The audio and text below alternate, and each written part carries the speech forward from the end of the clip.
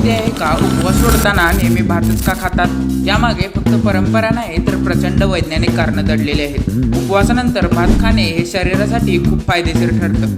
आपलं शरीर उपवासामुळे दीर्घकाळ उपाशी राहून विश्रांती घेतं. त्यामुळे भात यासारखा हलका आणि सहज पचणारा पदार्थ पचनसंस्थेवर अजिबात ताण न टाकता ऊर्जा देतो.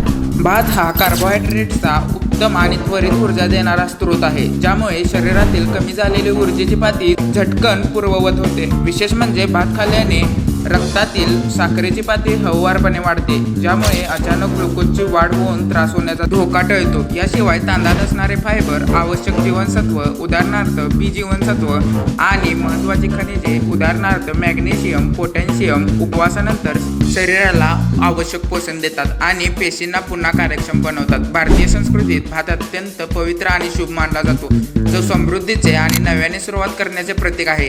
त्यामुळे पुढच्या वेळी उपवास सोडताना भात खाताना त्याचे वैज्ञानिक कारण आणि सांस्कृतिक फायदे नक्की आठवा. तुम्हाला उपवास सोडताना आणखी कोणते पदार्थ खायला आवडतात आणि त्यामागे तुमची काही खास कारणे आहेत का, हे कमेंटमधून नक्की सांगा.